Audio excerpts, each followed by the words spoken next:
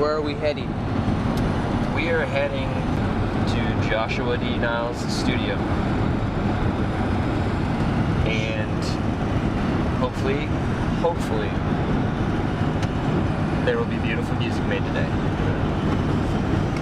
Every project you do, you know, you're obviously in a different place, and you know, you're going for a different sound sometimes, and you know, we were still trying to kind of identify. We've had a couple EPs out. We're still trying to kind of identify or like capture like what it is that Cloverton, like sonically, like what we're gonna be. I think it's going to be a step up for us in a lot of ways, just because for one, it's our first full album, and so it's not a 4-song EP again, and that's just really exciting. But just I really do feel like our experience in the studio working with Niles really did help shape these songs for the better.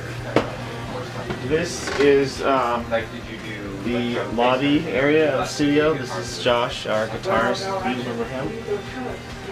This in here is the control room. We're just getting started on day, I don't know what day we're at actually. Day 4? Day 4. So we've tracked a lot of the drums and the bass. This is where we all will sit and listen as they do their awesome tracking.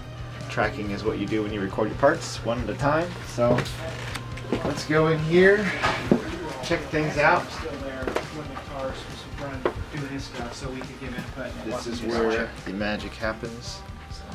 Kirby's been laying down drums all week. Blaine's been laying down bass. And then we'll track stuff in here as a band to kind of get stuff ready. That room in there is a guitar area. The producer just snuck out. He's camera shy, but he's doing awesome. So, so that's a guitar / synth, organ, everything room. And then in here, follow me into the ice box.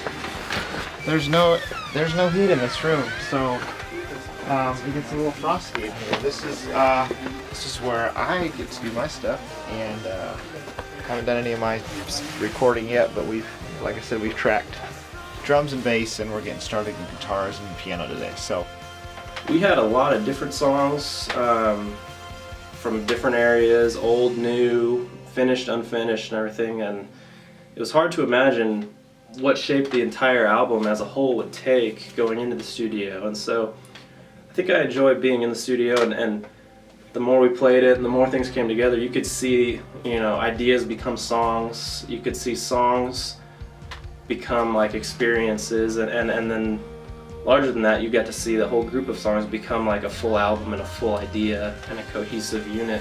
Call it the tracking room, and we would play through a song basically live once, just to kind of get a rough take of it, and then sit down as a group and decide, okay, what do we want to do with this song? What things in it are good? What things on it need to be completely like reformatted or scrapped? There's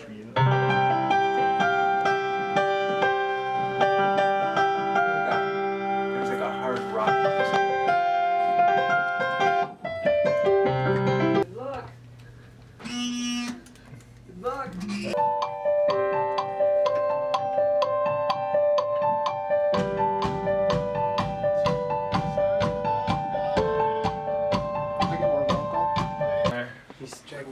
Yeah, we're at a weird point right now because they want to get as much of a dent in the keys as they can. It's cool. It's probably it's way too raw. Yeah, no, but like if we have sounds or like if there's some pad or... I don't know if bass is not going to be cool. We can do some cool licks. I don't know. I feel like you should do some sweet swelling. What? Like to fill it out. Like really, yeah, it's way too raw. That's what his band that he's playing with will do. Yeah, I was like, that's the best way to date it, is to just leave the bass in there like that. Yeah. That doesn't sound like the 90s are calling. Take out the kick. Was the kick in there? No, I just put it back in. I was trying to see if we could build something.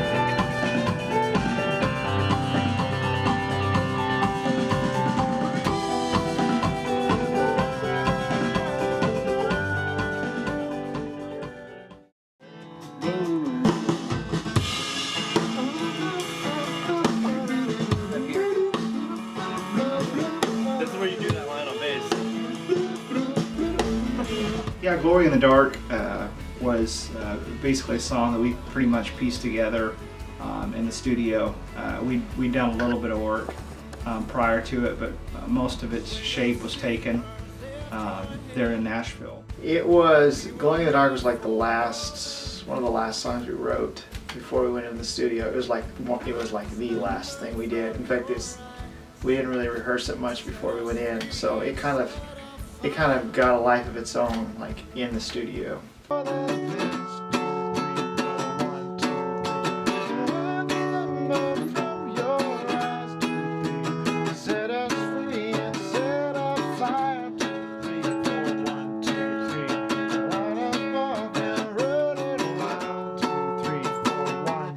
See, that's where I think that's 2 there. Cut the F sharp there, or do The recording, yeah.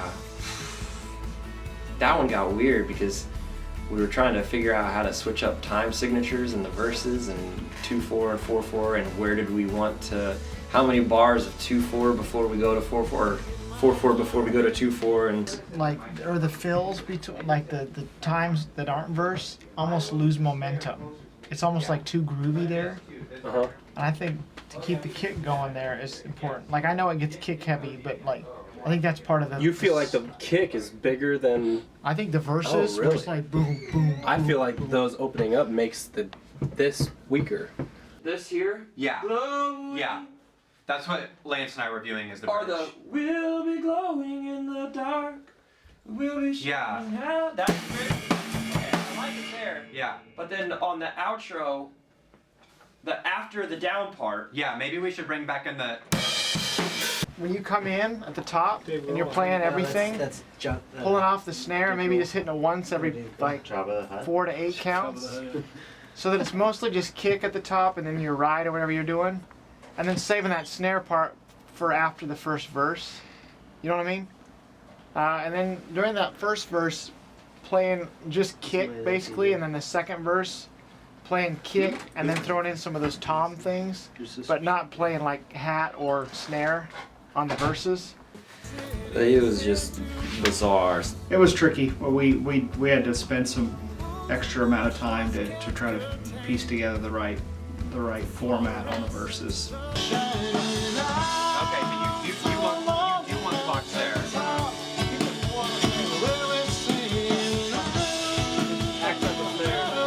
I think the 4 on the floor should stay in the glowing in the dark. And then when it goes to the bridge is when it should open up. Right? Because I don't have the thing. The outro, when it hits the A. Right. A on 1. Right now he's switching to clocks on Right here. Yeah, and I think that should be the tag part, and then there should be clocks. I'll tell you one thing, that guitar part gave me a little bit of grief while we were in there. So we had a friend of ours come in, his name is Nathan, and he came in and helped us a little bit with some voicing and just some different parts, and with his help we hashed it out, and it sounds pretty dang cool now, so. Like, Okay. does that make sense? Yeah, it actually does. It's weird how it fits together. And then this one repeats. So this is like another line below it, and this follows Okay. the same pattern as these.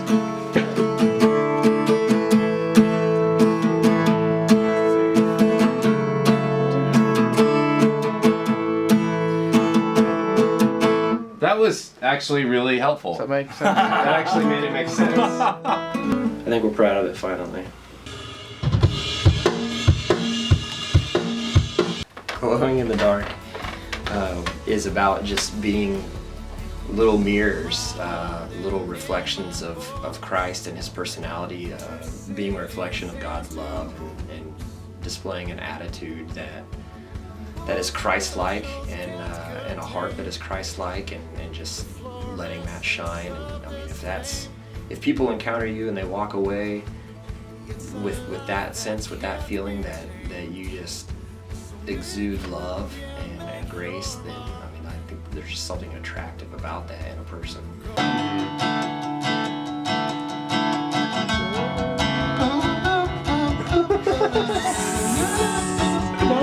Keep that, dude. Good Elvis great. And then if he goes into the tag beat here. Yep. It's been pretty usable so far.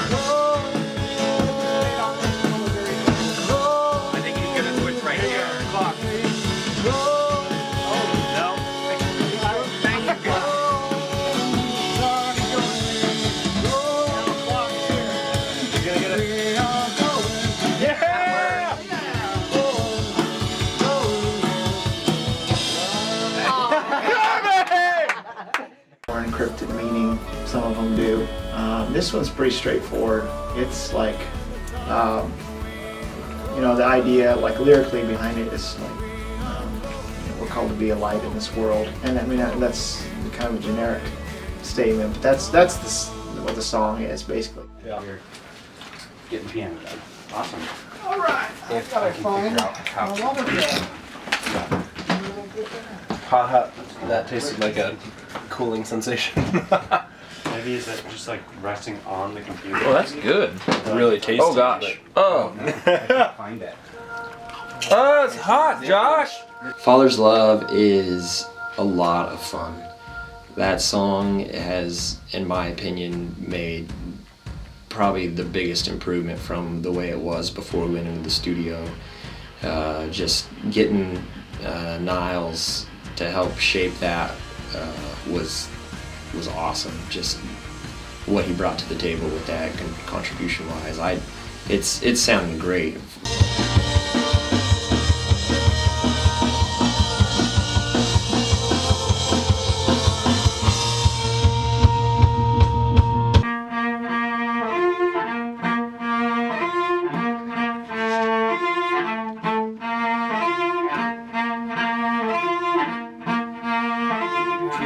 Leaving room, like there could easily be a shaker or a tambo in there, like on the boom. Okay. What's he doing with the kick? What is he? Yeah. What if he did boom boom boom boom boom boom boom boom boom boom boom boom boom? 3 on everyone. I have always been a fan of the 5/4 timing in the song Father's Love. It's a fun thing to play, and I always like songs that you kind of have to think about while playing. It took some turns in the studio. We added some really gross sounding guitar in there, which is fun for me. And You know what? I'm gonna stay in this role for a minute. the big strings and some other stuff was added to the song, and it eventually turned out to be one of our favorite songs on the album. I think it took a turn for the best in the studio. What is the tag? Chorus, whatever.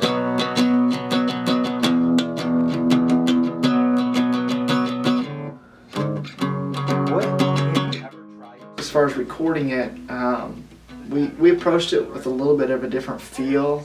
It's got a little bigger feel now.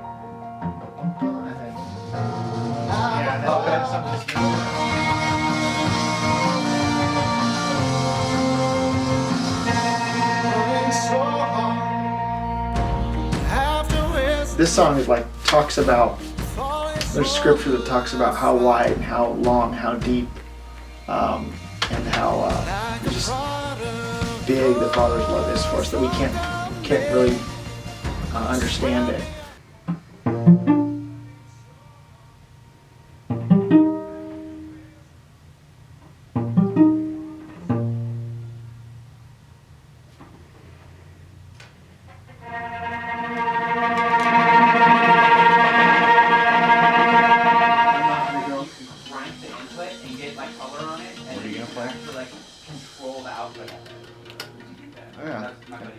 Up here, just so what do you typically do after that one? Do you want any passes with the? I'd like to hear it. At least what you were talking about, where you were riding the crash out, just to hear it. I mean, I don't necessarily mind it. I just want to hear it, just to see. Yeah. If you feel like it's, I think I've got it. You. I think so. There were just some chords there. I was a little bit iffy So on. we come in after the bridge, after the woes. It's the same thing as the intro. Okay. Okay. Okay, it's the back half of the choruses. Yes. Sir. Okay. Yep. That's where I was screwed up. And then at the end, just let that. Just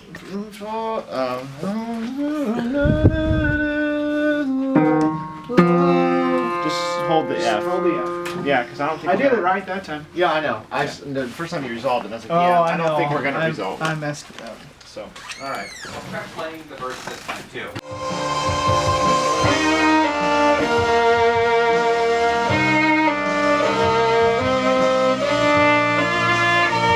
A lot lots of creativity with this one because we try to do a lot of unique things with drums and with guitars on this song especially.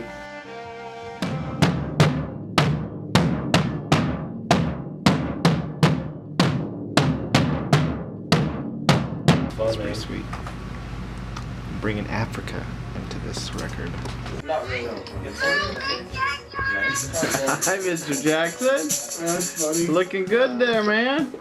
Mr. John.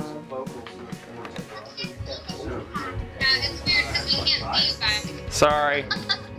Okay. Someday is by far my favorite song on the album. There was a few times when a song would give us a little bit of grief or trouble. We'd argue about you know, what part should be where, or if it should be big or small, or loud or quiet, or different orders of songs, you know. And so it was cool just to sit down and talk as a group and figure out what the best sounding way was, what our favorite version of it was. And I mean, it's kind of like that line that was originally on White Knuckles, and then we wrote it into a new song. Yeah, Glow in the Dark. Like definitely. like I could see us doing something like that, but I want to explore this to the as much as we can because I want to get this song right. I think this song should be on the record. I don't know what version. Well, Kirby was saying that, and I agree with him, that if that hook is not in the song, then scratch the song, period. Someday. Okay. I like the idea of writing it. I like the pizzicato, I like the 4 on the floor, I like the hook. Yeah. I like the way it feels going like the 3-3-2 beat back into the hook again. I like all that. It's the original chorus, I guess, that's tricky. So the original chorus is the part that we don't like about the song. Originally. Is that what everybody thinks? That's what I'm wondering. Like, Yeah, because if it's- that's the main problem, let's write a chorus Definitely. for it, and maybe it's involving this, but maybe it's not. I actually did not track the drums on this song. We had a great friend of ours, Ryan Carr, who grew up with Josh in Phoenix, and So it's like the chop Pretty much. typing the whole time. pretty much, yeah. Are the verses just kick, or is it just? Well, I was playing 4 on the floor with the snare, but I think we're doing away with that. I think we're doing snare, snare, snare kick, but you feel it, whatever you think works. Okay.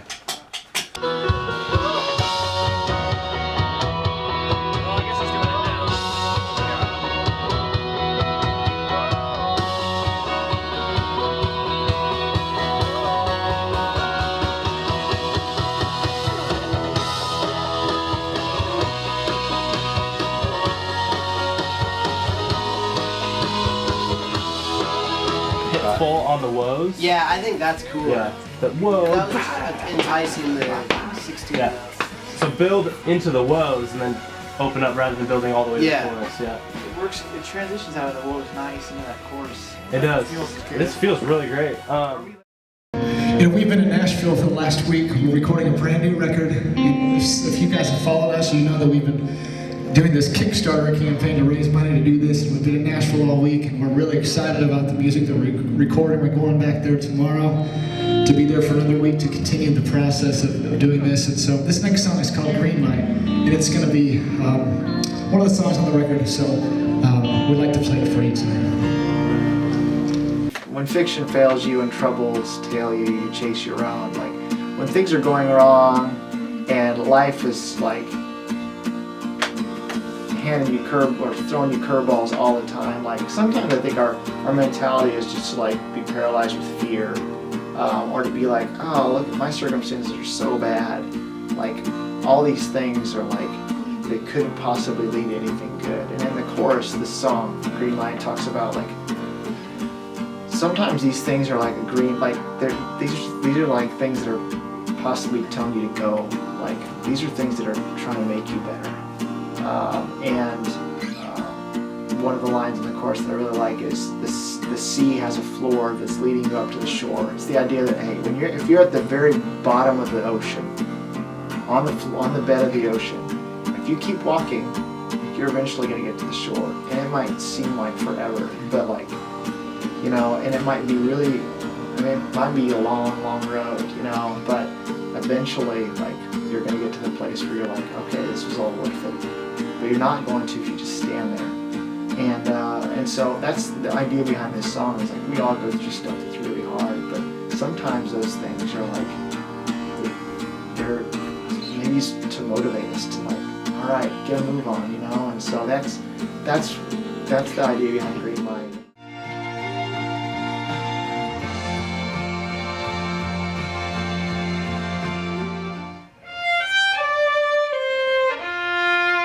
Can we do those end notes? So.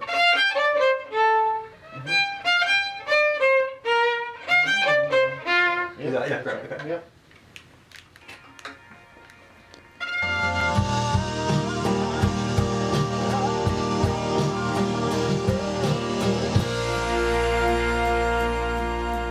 When eyes are open to light and hope, then it's time to go. Who's never stopped the song? Just keep going. Oh yeah. Same concept. It is the same thing. Because you Cool. The idea is totally there now, right? Hey, one thing, when he goes from that verse into the chorus, when he's not four on the floor and then he jumps in, does it seem weird when he In jumps? the first verse? Yeah, because I mean he's doing every other, and then he jumps to the four on the floor. Does it seem like It didn't strike me as weird. Okay. I didn't last hear it time. again. This time it stuck out more to me. Maybe Okay. something happened. Yeah, do the same thing. We're just going to be listening to some stuff this time.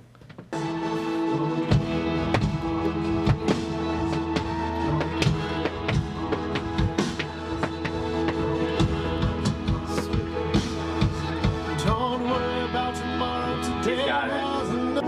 can be still and can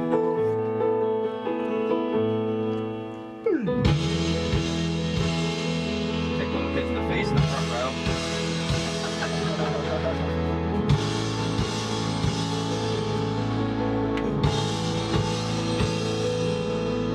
Sweet, so sweet. I like this. Do you have a... I could also...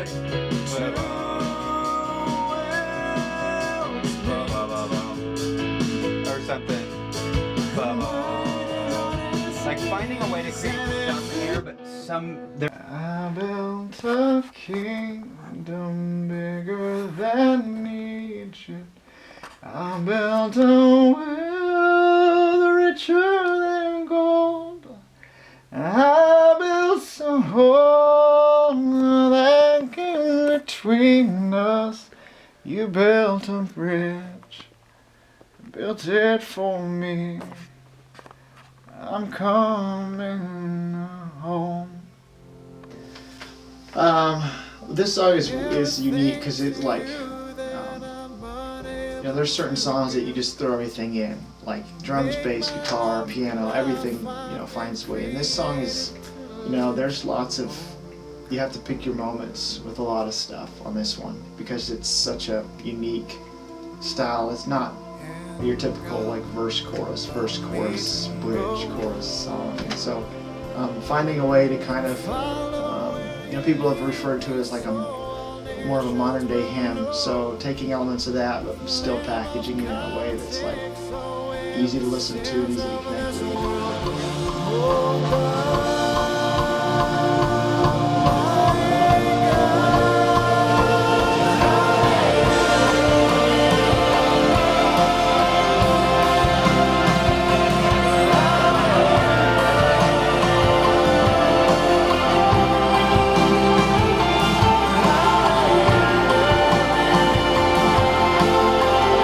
We're really proud of the work that we finished up, or that is continuing to kind of evolve in these songs, and Niles is a big part of that, and great to work with.